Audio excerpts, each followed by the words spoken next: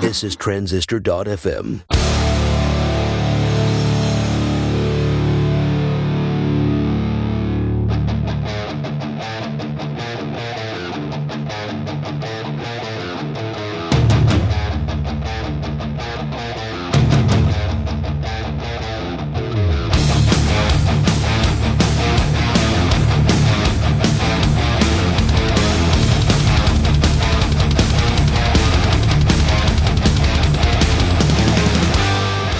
How's it going? Happy Thursday. If it's Thursday when you're listening to this, welcome to Product People. I'm Justin Jackson. If you want, you can follow me on Twitter at the letter M, the letter I, and Justin. And this is a show where we talk about building products, launching products, especially those of you that are trying to build your own thing, maybe on the side while you work a day job, or maybe you're at a small little company and you're building a product as a team. This is the podcast for you. We talk about great products and the people behind them. And this episode, I interviewed Nir Eyal. He has a book called Hooked. And we talked about habits and how they relate to the products we create.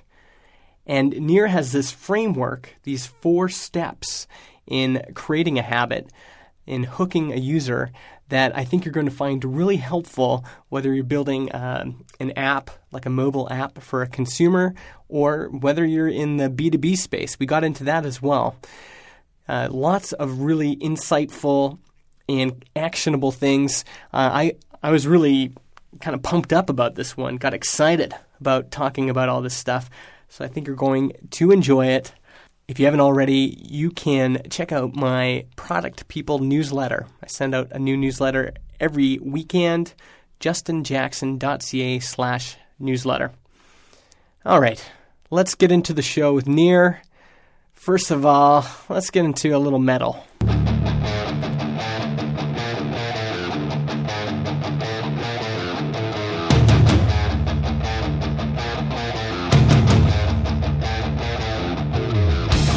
Justin Jackson here, and I'm here with Nir Eyal. Did I say that right? That's close enough. Ah, man. Welcome to the show, Nir. How you doing? I'm doing great, Justin. Thanks for having me. Well, I'm glad you're here, because I want to talk about your book. You've got this book called Hooked that you did with our mutual friend, Ryan Hoover. Right, who used to just be Ryan Hoover, but now he's Ryan Hoover of Product Hunt fame. Yeah, now, maybe before we get into this, how did that partnership happen? How did you guys get connected, and what was this idea of doing the book together? Well, the Product Hunt was all my idea. It's all successful because of me. Ryan's just the front man.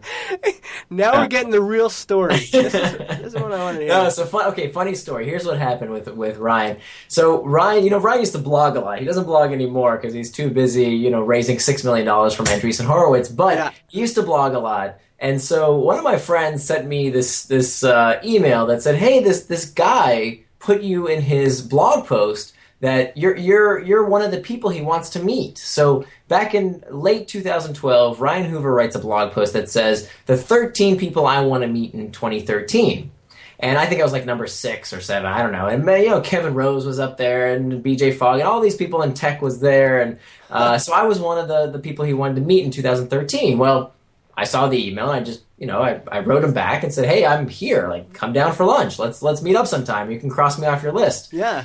So we sat down together. We had some burgers, and he said, "I really like what you're doing." He was reading my blog posts and my writing on TechCrunch and a few other places, and he said, "Look, how can I help? What can we do together?" And I said, "Well, I have all these blog posts, and I have this model that my readers have been asking me for a book. But I've kind of been lazy and I haven't put it together. I want to keep writing. I don't want to stop and edit all this stuff.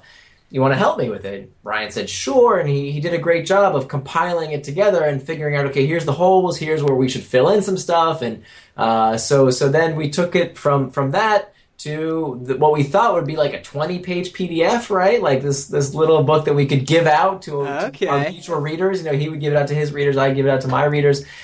Well, that 20-page PDF became, this 250-page book now that we have out, and we originally self-published it.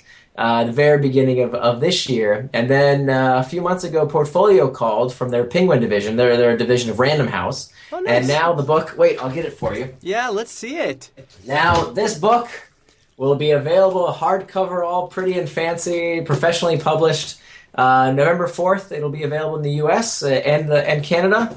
And yeah, we're very excited. No way! I didn't know that you guys are getting it actually published. That's the real deal. This is so the first version was a self-published, dinky version that we kind of did ourselves. But this thing looks like a real book now, which is really exciting. It'll be in bookstores and wide distribution. So we're really excited. That's awesome. That's awesome. Yeah. That's actually a great story about how you two met, and it's kind of it's a good case study. And a lot of people ask, how can they meet people? How can they create partnerships?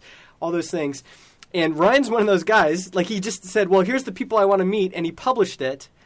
And sometimes that works, doesn't it? Right. I mean, Ryan's a connector. He's people just kind of gravitate to him, and he gravitates to people, and he's helpful, right? He wants to see you succeed, which is why I think Product Hunt is succeeding so much, because it has this culture that Ryan has brought to the community. Functionally, it has a lot of similarities to Reddit or, Dig back in the day, but there's something about the culture of Product Hunt where, like, nobody's there to, like, bring you down. Everybody's, even if your product is really stupid, right? Yeah. This culture of, let's see how far this can go. Let's support people who are working on these products, and I think that comes out of Ryan. Yeah. Well, enough about Ryan. Maybe later on we'll get into the hook model of Product Hunt. Right. But, there's a great model behind a great hook inside Product Hunt. Yeah, I'd love to get into that. Yeah. But Nir, let's talk about your background. Sure. How did you first get into products? Right. So my last company was at the intersection of gaming and advertising, and so I was in that industry for about 3 years, and then that company was acquired. But in that time, being in these two industries of gaming and advertising, these two industries really depend upon mind control. Let's face it. Gaming and advertising is really about getting people to do the things you want them to do. The interesting thing was, when I was in those industries, I noticed people using certain techniques and using them because they worked, or they would see the competition using them, but they wouldn't know the deeper psychology behind why these things worked. Huh. And so that was a little frustrating to me, because I wanted to figure out, where was the guidebook for how to use psychology in product design? And I really didn't find that, particularly when it came to habits. Yeah. And so I originally started writing this stuff after that company was acquired. I had some time on my hands, and I wanted to figure out what I wanted to do next, how I would allocate my human capital. Yeah. It's, when you think about VCs, right? VCs can put a little bit of money into a lot of places. Well, entrepreneurs can't do that. We've got to pick really, really well. Yeah. And so I wanted to spend some time thinking about what I wanted to do next. And so I came up with this hypothesis that habits would really matter. That as the interface shrinks, right, as we go from desktop to laptop to mobile phones and now to wearables, habits are more important because we just have less real estate, right? Yeah. There's less places to trigger people with messages to tell them what to do. So we rely upon habits to get people to come back. And so that's why I started researching how to build habit-forming products. And I didn't really find a resource, not one that an entrepreneur could really use. I found a lot of academic stuff, which was interesting, and there was a lot of like pop psychology stuff, which was more like story-based and fun to read, but I really wanted a how-to guide, like step 1, step 2, step 3, and that's the book we wrote. Huh. I want to back up just a little bit there. Yeah. Because you said something interesting, which is all of a sudden you had some time to think about what you wanted to do next. You wanted to choose wisely, and it sounded like there was something about that where you're saying, what am I really good at? What is really important to me? What is maybe unique about my human capital? I think a lot of people are asking themselves that question. Like, how do you figure out, like we were just talking about Ryan, he's clearly a good connector. Right. And all of a sudden you were saying in a place where you said, okay, what am I going to focus on? How did you filter down? Did you have a bunch of ideas? I'm not a good person to ask for career life advice, because my path was, okay, sell 2 companies and then do what you want. So that's not a really good model. I'm sorry. I wish it was replicable, but I didn't put that much thought into it. I asked, I think the question I asked myself was, what would I do if I didn't care about the money, right? If I just wanted to do something fun, And at that time, it was research. It was right. I just wanted to do that for a while. And so that's what I started doing, thinking that, okay, well, eventually I'm going to have to start my next company, and what should that be around? But I just really got into the subject matter. And then luckily it kind of became more. I started blogging. My writing got syndicated onto TechCrunch and a few other publications. And then one day, my old professor from Stanford calls me up and says, hey, I've been reading your blog and your model sounds really interesting. Let's teach a class together. And so now I teach this class at Stanford at the Graduate School of Business and at the Design School. And then that became the outline for the class became what we ended up making into the book. So this is something you were passionate about, and you started pursuing it. But it wasn't strategic. It wasn't strategic. Planned. Well, maybe sometimes that's the answer, isn't it? I guess so. I mean, the answer is not to quit, right? Like, and the answer of, okay, well, how do I make sure I don't quit is to enjoy it. Yeah. Now, I wish I could give that advice to everybody, but what if what you really like is to golf all day, but you're never going to be Tiger Woods? Yeah. Should you golf? I don't really know, right? Can you support yourself golfing? I just happen to be lucky enough that, like, what I really like doing, some people also will pay money to buy. Yeah. There's a bit of a Venn diagram there, isn't there? Right. Like, people will pay for it, and I like it. Yeah. So, well, let's talk about habits. Why is it important for us as product people to look at habits? Why should we even care? Sure. So there's a lot of reasons that habits are good for the bottom line. Number one, habits increase customer lifetime value. That the longer people use a product, the more engaged they are with the product, the more valuable they are to a company. Second is that habits increase defensibility, that it becomes harder for a competitor to sweep in and take your customers away if the customers form habits with your product. Great case in point is Google versus Bing, right? Why does Google have such massive market share, even though studies have found that there's a 50-50 preference split? When you strip out the branding of Google versus Bing, people can't tell the two apart. Literally 50-50 preference split. Yeah. But we use something like Google out of habit. We use it because we don't even consider if there's a better option out there, which is why the cold truth is that when it comes to many products, it's not the best solution that wins. Right? Oftentimes, particularly in technology products, it's not the best technology that wins. It's the one that's the stickiest. It's the one that once you start using is hard to stop using. Yeah. So habits increase defensibility. Habits supercharge growth. So if you think about, what do we want when we talk about virality? It's not actually that we need our product to be viral. It's that we want that hockey stick growth curve, right? That's what we want. Yeah. Well, what's actually more important than straight virality is a short viral cycle time. And viral cycle time nobody talks about, but it's incredibly important. Viral cycle time is the amount of time it takes for one person to tell more than one person about your product. And if that doesn't occur frequently, if that's not happening often, you're never going to get that exponential growth curve. Why? Because you're constantly leaking people as well, right? Yeah. You're churning customers all the time. So that engagement loop has to happen very, very, very quickly in order for there to be a short viral cycle time and in order for you to have that exponential growth. So for all these reasons, and the last reason that habits are important to the bottom line is that habits make people less sensitive to pricing fluctuations. So we have more flexibility with not just monetary costs to our business, but the friction of learning a new version of a product. So a great example of this, when Zuckerberg changes Facebook, right? And this has happened multiple times. Every time there's a change to Facebook, people get all up in arms and I'm going to quit Facebook and I'm never going to use it again. How dare he do this or that? He implemented a news feed. How terrible. And of course, we don't quit, right? Yeah. we keep coming back. We learn the new way to use the product. And because our habits are so darn strong, we'll accommodate these changes to the product. And, pricing is the same situation. If you have a habit around drinking Diet Coke every day, if it's 5 cents here, 5 cents there, you don't really notice. You built that habit and you don't really think about that behavior. Yeah, that's actually, I'm thinking a lot about this habit I have now of buying things on iTunes. Okay. And now I actually realize that I'm in the, a lot of people have moved on from iTunes, but I'm still here in iTunes. But there was a time where I switched over. And it's interesting to me that, like I had habits before, which was like torrenting and, maybe buying CDs or whatever. Yeah. And then now I'm trying to think of how did I develop that habit. But it's almost like I crossed this threshold, and once I had that habit, now that's my habit. Like I can't not do that. People say, well, why don't you try Spotify? I say, well, I just like buying my music on iTunes. Right. And maybe it's better, but I'm already in this. And you probably can't even articulate exactly why. It just is. It's part of your, it's part of your habits. It's part of your identity almost. Yeah. Right? It's like, why are we Giants fans as opposed to Royals fans? Well, it's kind of like who we are. It's what we've always. My mom and dad used to root for the Giants, so I'm going to root for the Giants. That's been part of my tradition. And there's something very similar that happens when it comes to habit-forming products.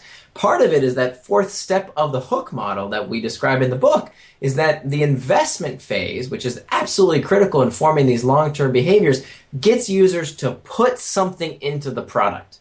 And it turns out that through these successive passes through the hook, with this last step being the investment phase, the more people invest in something, the more valuable it becomes to them.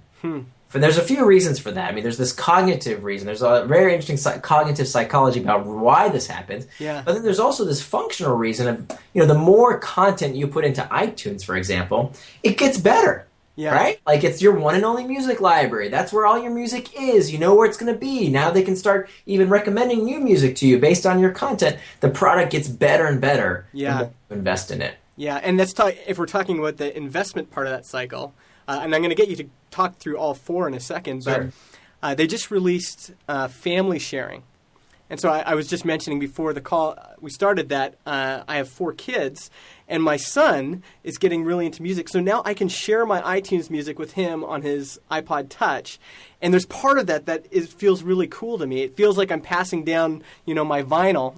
And but it would be different if it was like if it would feel different to me if it was on RDO or one of these other things. Is that part of the investment cycle? Absolutely. Like they're making it better? Absolutely. So there's a few different types of investments that we identified.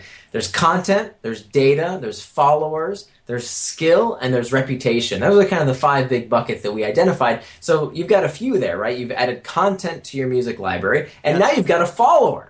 Yeah. Right? Your son has become a follower. Yeah. And the fact that you've invited that follower to join you in that product experience makes it more valuable to you. And how likely are you now like, I got to switch all my music to some other service, and now I've got to invite him to it. It's a pain, right? You've invested in it so much already, it becomes more difficult to leave, even if there's a better solution out there. Yeah.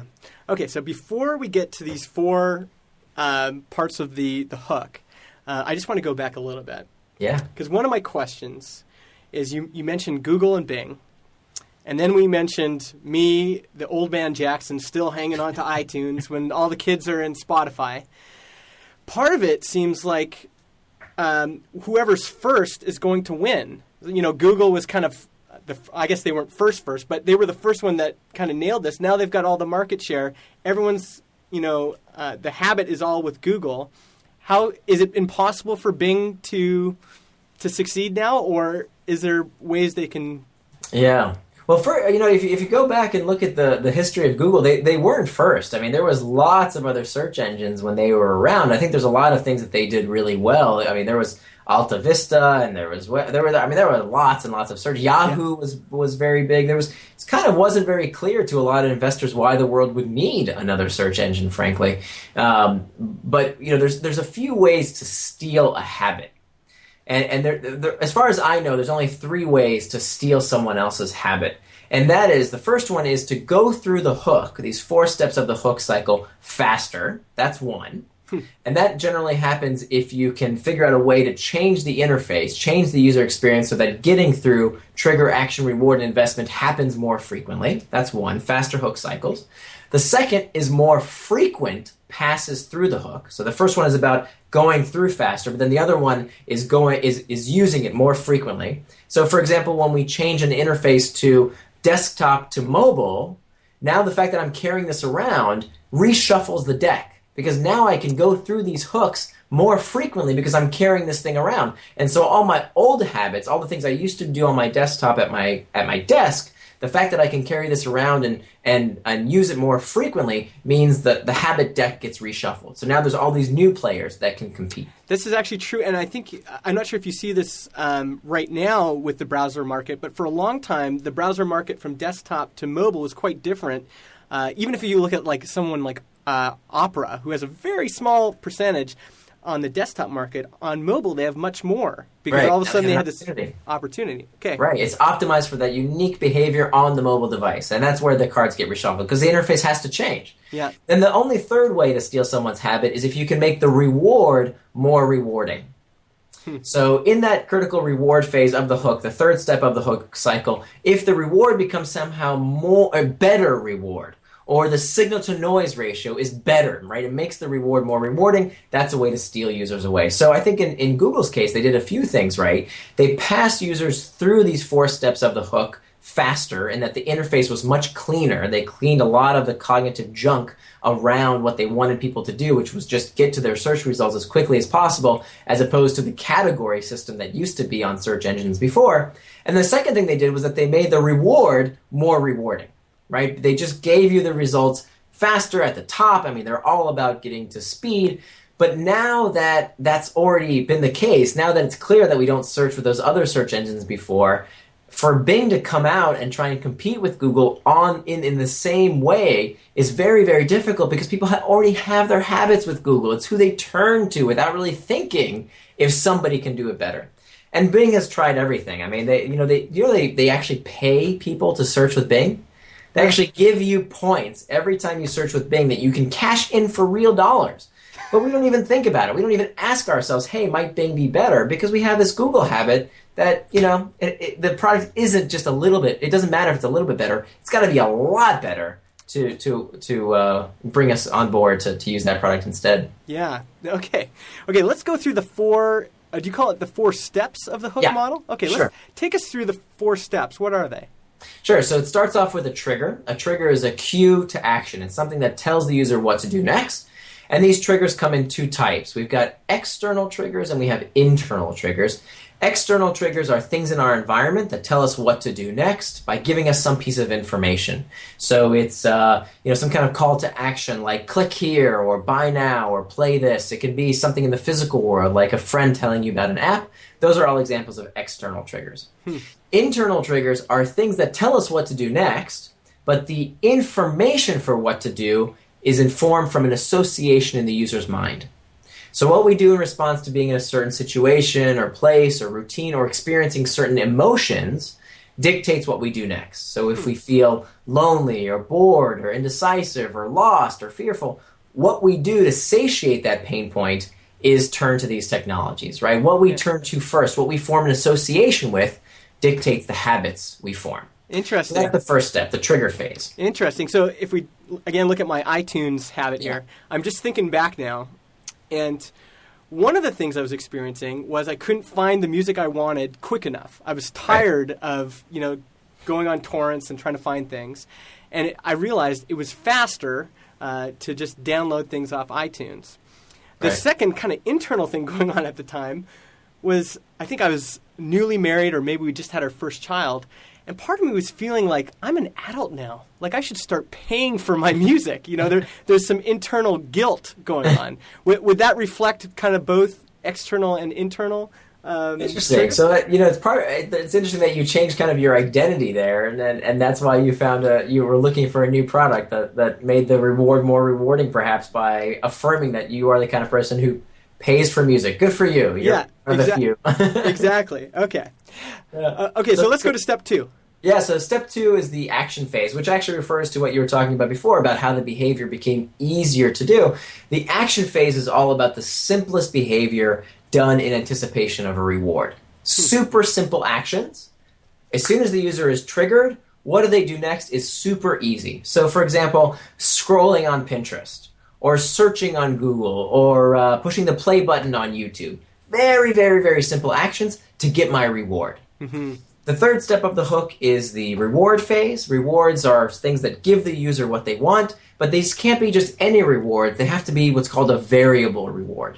Something that leaves a bit of mystery around what the user might find the next time they engage with the product. And so there's some really interesting psychology about why variable rewards work. We can talk about that more. But then just to finish the loop is this investment phase we were talking about earlier, which is where after the user's itch is scratched, after they get what they want, they put something into the product which makes it more likely for them to return in the future. So it can be, we talked about data, content, reputation, skill, followers, something that makes it more likely for me to return in the future in two ways. One, storing value, so something that makes the product better the more I use it. And two, it loads the next trigger. So something that when I invest in it, it brings me back in the future by loading the next trigger, by sending me some kind of message to bring me back again. So that's the 4 basic steps of the hook in a super quick Cliff Notes of the Cliff Notes version. Yeah. Well, that's so interesting. Especially the reward phase. Actually, I'm thinking about both the reward and the investment now. Another reward, I'm going to keep going with iTunes because I just think it's an interesting case study when I actually kind of dig into it a little bit. Another reward was, think about, my wife and I sitting down to watch a movie. Yeah. And in the old days, my habit, when I was in college would be I'd lug a bunch of cables and hook it up to my computer, my desktop, my Pentium, and then I'd torrent a movie, and then I'd kind of, finagle, and it'd eventually get on my screen. I realized that was not going to work with my wife when we sat down to watch a movie. She wanted to watch it right away. Right. And that was something, again, iTunes and the Apple TV, I was able to do that. The reward was we didn't fight before we were going to watch a movie. We could just sit down and get it instantly. Right. The reward is my wife wanted to watch movies with me. It's interesting. And that's a really good point. So in the action phase, there's these 6 factors of ability, right? 6 things that make something harder to do.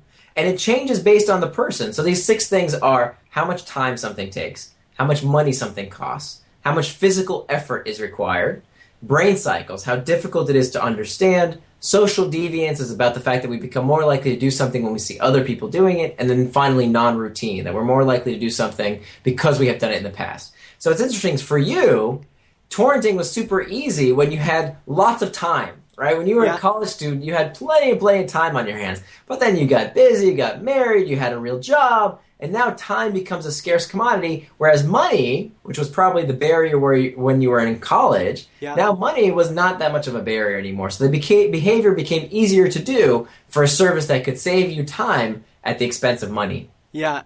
Nir, I just friggin' love this stuff. This is so good. By the way, I have to credit BJ. I didn't come up with those 6 factors of ability. I have to credit BJ Fogg. He's a researcher at Stanford that cites those 6. Cool. Yeah, I follow him. And when you said reputation, where does reputation come in again? Right. So reputation is a form of investment. According to the Hook model, when I accrue this reputation, so for example on eBay or Airbnb or TaskRabbit, my reputation is this form of stored value that makes it kind of hard to leave, right? Because I can sell my products and services for more money when I have this really good reputation score. And so how likely am I to leave when a competitor comes if I've accrued all this reputation on my profile? It's kind of hard to leave, right? I'd be giving up a lot. Interesting. When you first said reputation, what came to mind was a bunch of us sitting in our office, open office, and all of us discussing how we consume movies. And I said, well, I watch them on Apple TV. And I was thinking in terms of reputation, I was thinking, well, now that's my reputation. I'm the guy that does that. I've got a reputation to uphold. Interesting. But you're not really talking about that there. You're talking about kind of an investment, the reputation you have on that platform.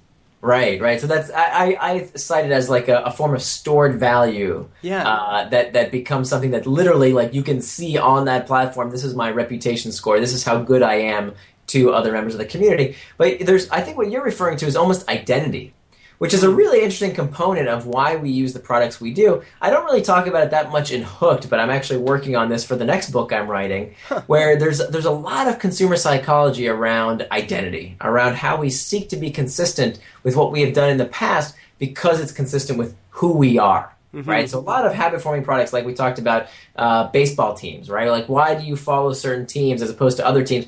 You don't know anybody on those teams. Like your family members, you know, there's no connection. You know, the people who play on those teams are not from your hometown. It doesn't represent anything about you other than the fact that there's this contrived history of this is the way I've done it, therefore it's who I am. Yeah. And that's I think that's fascinating. I mean, yesterday the Giants won the World Series. Yeah. It's amazing, right? Like, people, like, it's their identity that they consume this product, in this case, sports, right? It's a product, it's a business, just like any other business, but it's who they are, right? Because they form this identity over time, and sports has a really nice hook that keeps people coming back. So identity for all sorts of products becomes a very important component. Well, especially when, like, individually, identity is somewhat interesting, but then when you have a group, right? You'd mentioned that what your friends are doing is part of the hooked model. I can't remember which step it was at, but what my friends are doing is social deviance. Social deviance, yeah. Right. So there is a little bit of a, it kind of all goes into, there's a cycle here, but once a group starts identifying in a certain way, like I am an Apple user. Right. Now, all of a sudden, if I was all of a sudden to say, I actually couldn't do this. I couldn't say I'm going to switch to Android now because that would be such a deviant act. That would be very difficult. It's inconsistent. Yeah. Right. We hate being inconsistent. I mean, there's a lot of user psychology around what's called the foot in the door technique.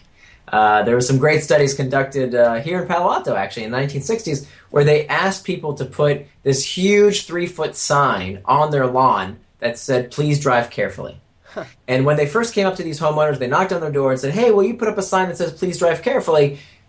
Only 17% said yes. Or almost nobody agreed to it. Everybody said, get off my property. I'm not putting that crazy sign on my property. Except when they went to a certain group of homeowners and they first asked them to put a small 3-inch sign on their window that said the same thing, please drive carefully.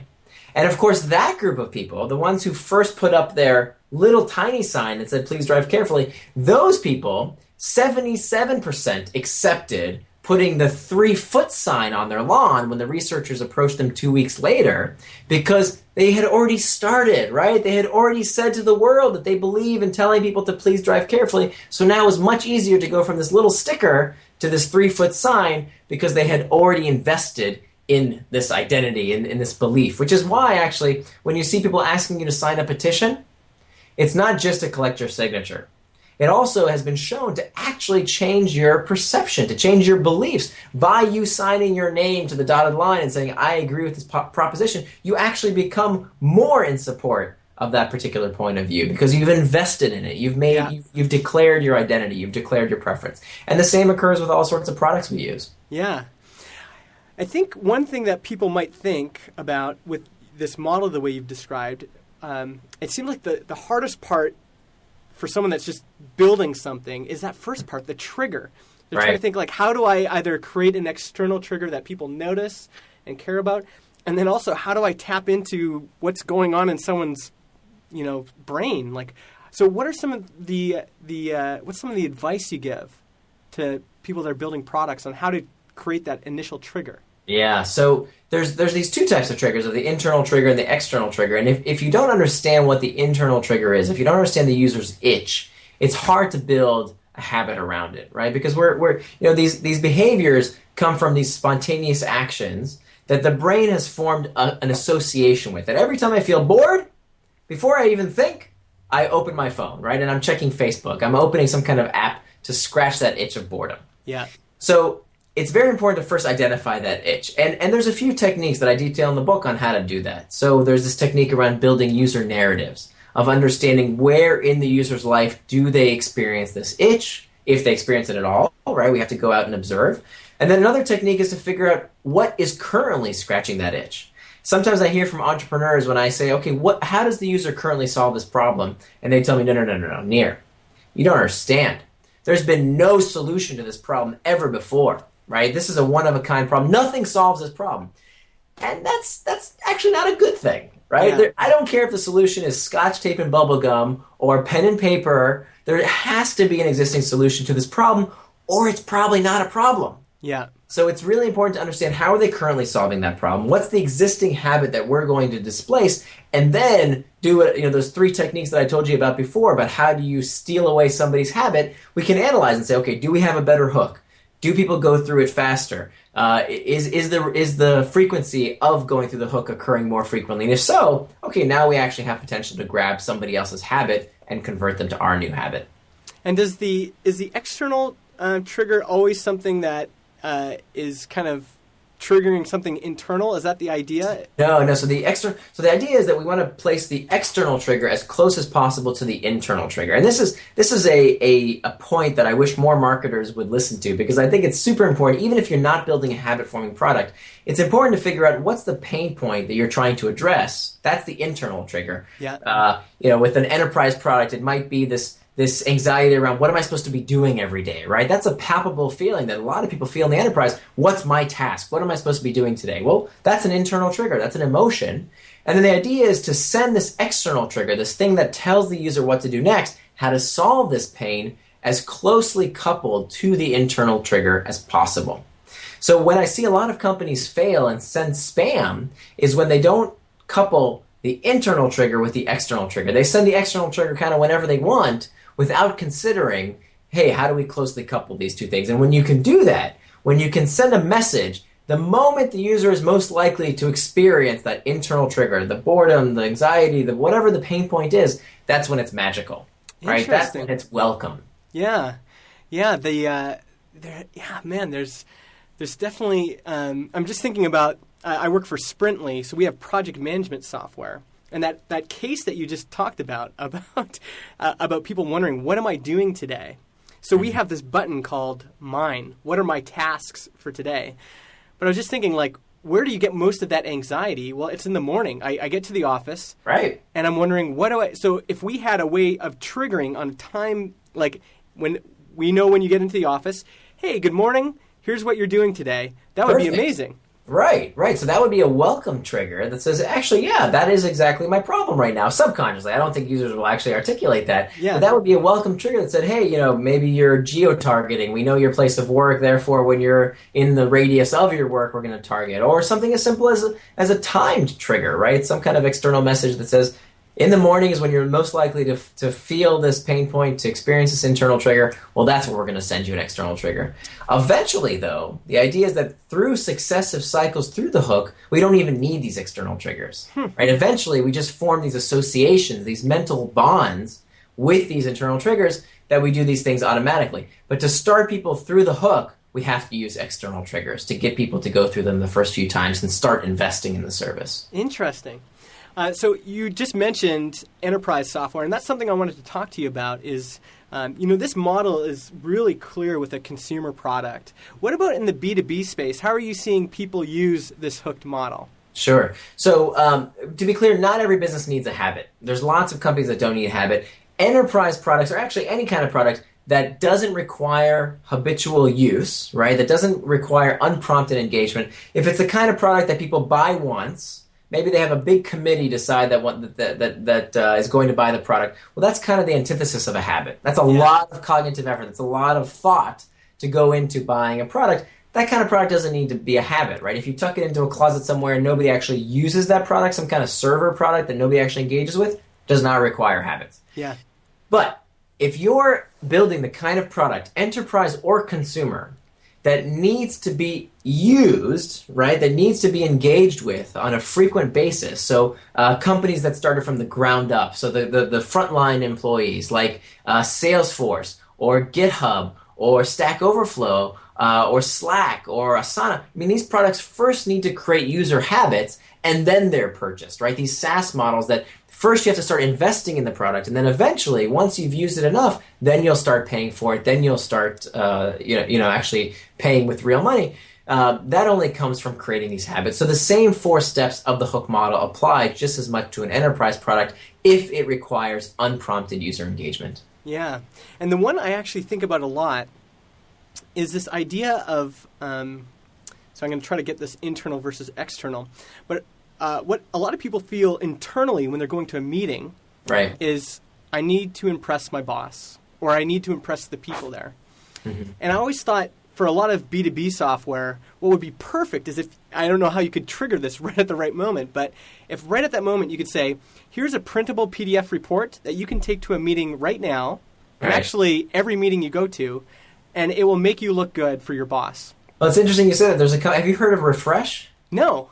So I'm an investor in a company called Refresh. It's this cool little app that does something similar. The idea is that you get into a meeting with somebody. You're about to have lunch. Maybe it's a work colleague. Maybe it's somebody you don't see very frequently. And what do you talk about, right? Before you talk about what you really need to meet about, you talk about, hey, how's the weather? And but you don't really you don't meet with them frequently enough to remember what their favorite teams are, or what their kids' names are, or what they're into, what their hobbies are. So Refresh figured out that there's this internal trigger, this anxiety around, oh my gosh, I'm about to meet with someone and I don't remember their kids' names. I don't remember what their favorite hobbies are. I don't remember what we talked about last meeting. Yeah. Right before the meeting, because they tap into this data that's on your calendar, right before the meeting, they send you a refresh, like this little dossier that tells you, here's 3 things you can talk about with the person you're about to meet with. Oh, man. I love that. Yeah. Because you could see right away how that would be helpful. Right. And especially if it does it automatically. Right. And it's exactly the right time. It's contextually appropriate for when you're about to meet with somebody.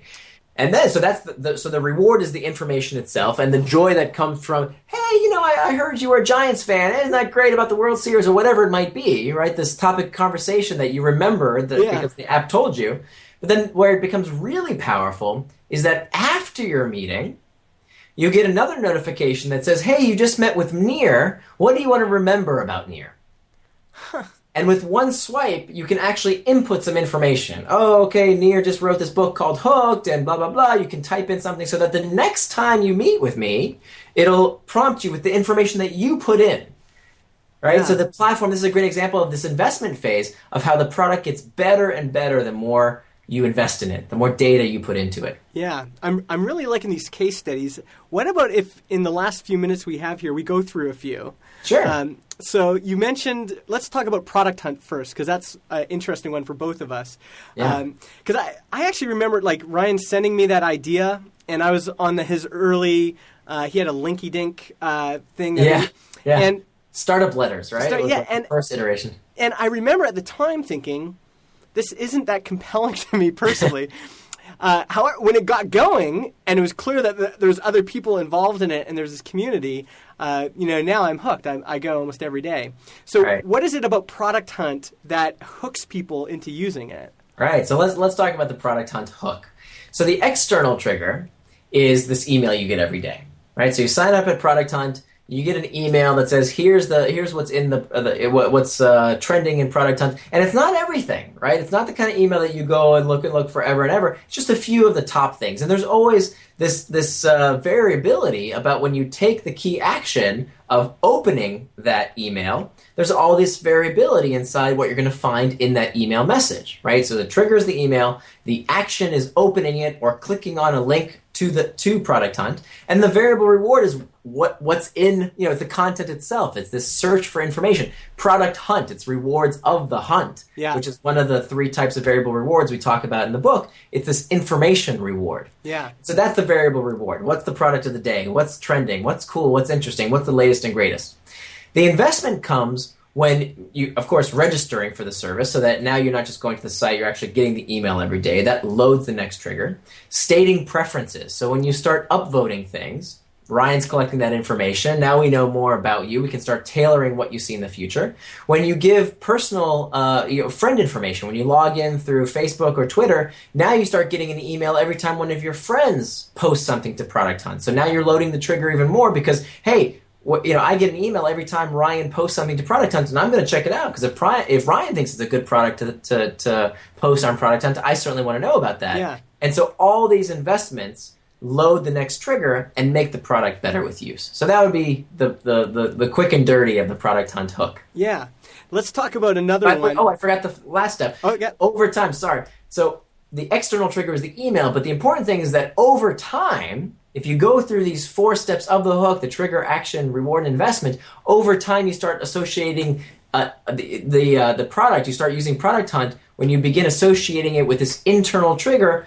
Maybe it's boredom. Maybe it's this need to figure, like curiosity, what's going on today, what's the latest and greatest. So now you don't even need that email message anymore. When you have a few minutes at your desk, instead of going to, New York Times or ESPN, this becomes where you go. Yeah. So now you don't even need that email message anymore. You've formed an association with that internal trigger of, let's say, boredom or curiosity. Yeah.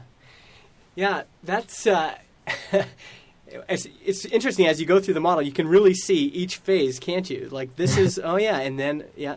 The other trigger would probably be, I started seeing, I was signed up for a long time, but when I really started using it was on Twitter. I kept seeing people share product hunt links. And then all of a sudden I'm like, well, there's stuff going on here. Like I got to check this out. I had this fear of missing out, which I've heard you talk a little bit about that. Right. FOMO is a great internal trigger, right? We don't like the feeling of FOMO. FOMO sucks, right? Yeah.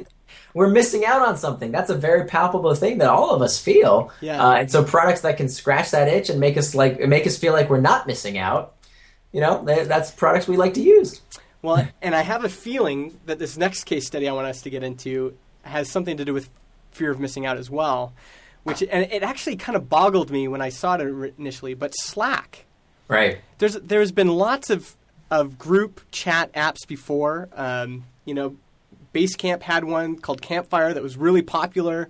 Then HipChat came along. It seemed like everyone was using HipChat. And then all of a sudden Slack came along. And it just, like, you think this is an established space, like there's no more room here. And all of a sudden it seems like they just took over. So what do you think they did that was different? Like, that's like Bing coming along and taking over, from Google. What did Slack do? I mean, you're in this space more than I am. I'm actually curious to hear what you think. What do you think they do particularly well? Well, one thing in terms of triggers is the fear of missing out. And I'm not sure why this happened. I'm guessing the product is quite delightful to use once you get in and get invested in it. And people started talking about it. And one thing I noticed is just like, it seemed like everyone was talking about it on Twitter. And you start to feel a little bit like you're using this tired old Campfire client. And you start thinking, well, what am I missing out on? Like, everybody's using this. This seems like, is there something I'm not seeing here? Huh. And so for me, I think the initial trigger was, I've got to see what everyone's talking about. Like, I've got to check this out. Right.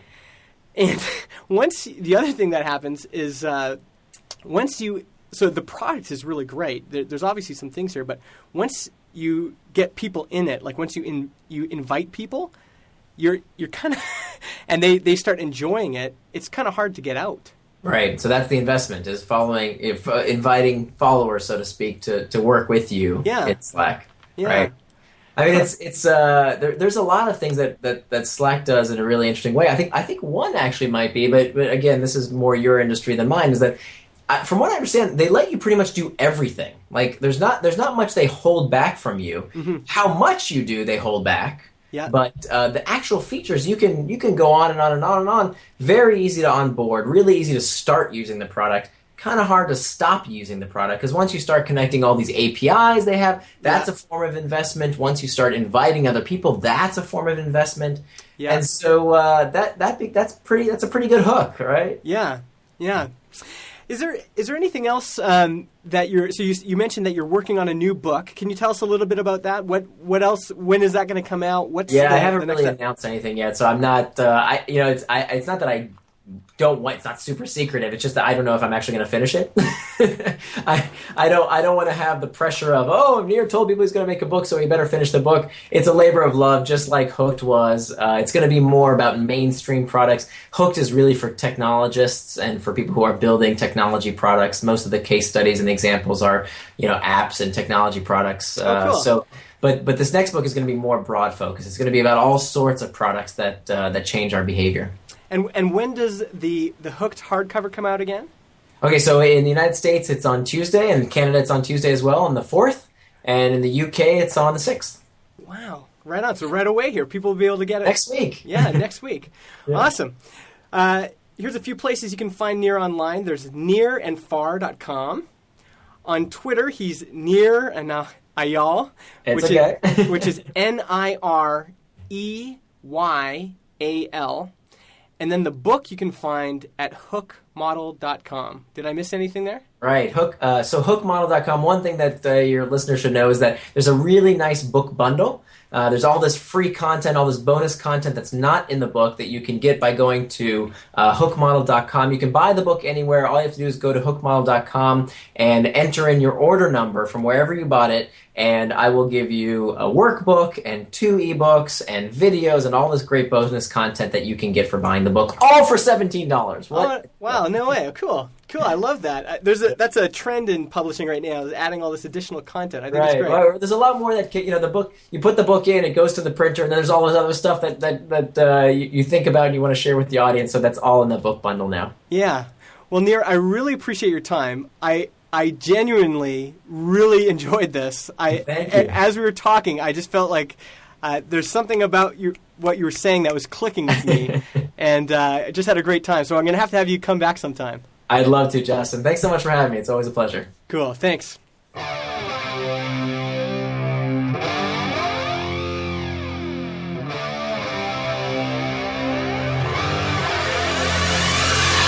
All right, that's it for this week. Thanks for listening. If you want to help out the show, the best way to do that is to log into iTunes, search for Product People, and leave us a nice review. Again, if you want to check us on the web, productpeople.tv, and we're on Twitter at productpeopletv as well. I will see you next Thursday. Talk to you then.